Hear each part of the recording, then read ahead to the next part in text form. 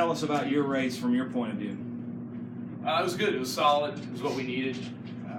After last week, we just needed to finish. Get some gremlins worked out, and cool racetrack.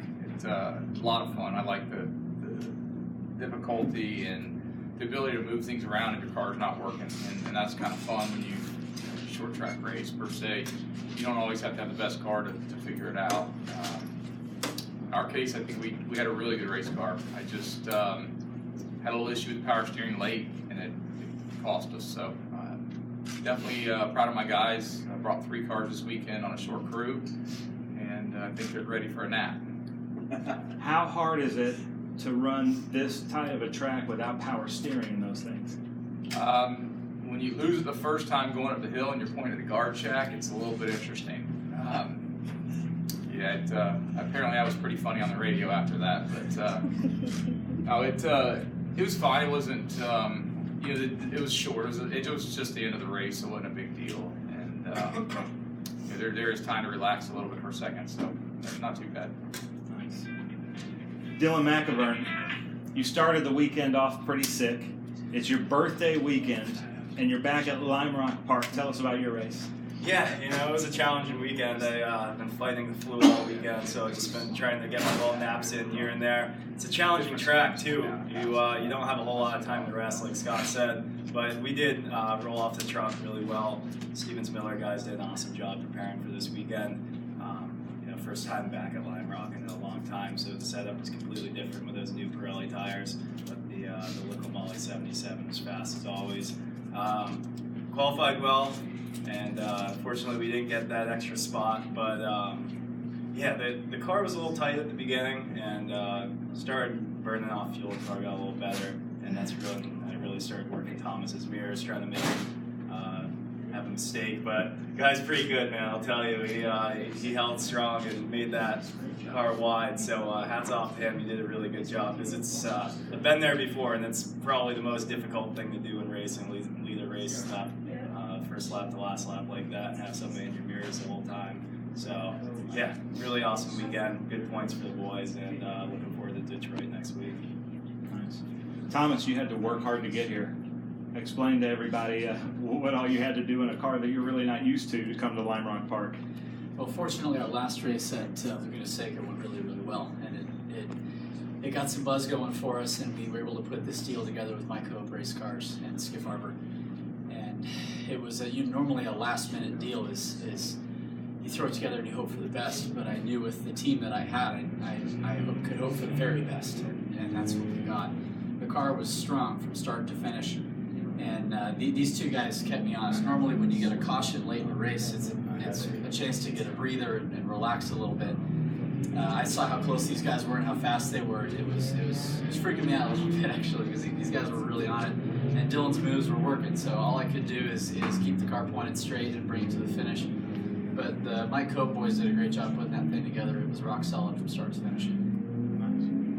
Well, Trans Am is all about the fans, so let's hear from you guys. What questions do you guys have for these guys? Would the outcome have been any different if there was 5 additional laps to the race today? That's a really good question. I think there's a really good chance of that. Yeah. I say yes. Yes.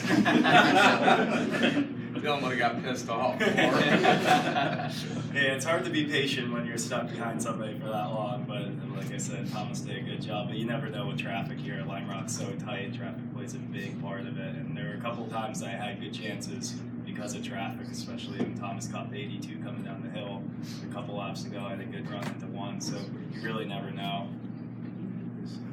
Great question. I'm stealing that question next time.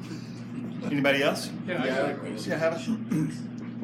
What's it like going up the uphill and have the wheels come off the ground? It's a great feeling. Landing can sometimes not be a great feeling. Flying through the air is pretty cool. It's one of my favorite parts about racing here. Anybody else have a good feeling about that, the uphill? Because I got some great footage of it. I was jealous of Scott, actually. I think he got the high prize for airtime. He looked pretty good coming up there.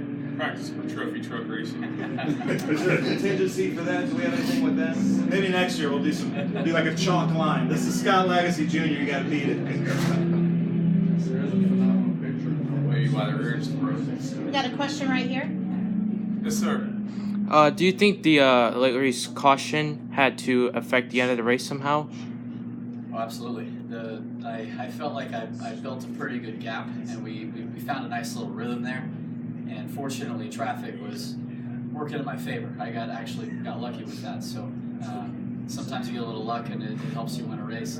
When the caution came out, it took my advantage back to 0 again, and it gave Dylan a really good chance to fill my mirrors and make me earn it. So really, from the caution to the checkered flag, it was anybody's race. I think he and I were dead even. Yeah, like Thomas said, before that caution, he worked traffic a little bit better, and we were kind of trading lap times. One lap he was a little better, the next lap I was, but there was no way I was going to close that gap. He really had a pretty healthy lead there, which probably made him feel pretty good. And seeing that caution flag fly is probably the worst thing that could have happened to him, because it really does equal everything out. And then it also gave me a lot of energy, you know, to just go out and get after it, especially with Scott breathing down my neck too. So that made it for a pretty exciting show. Did the second and third place finishers know that you were going to do a burnout just coming out of the S's?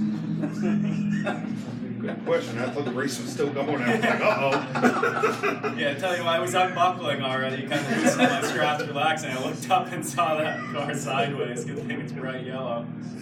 Yeah, that was a long race. There's a little bit of energy release there in turn 3.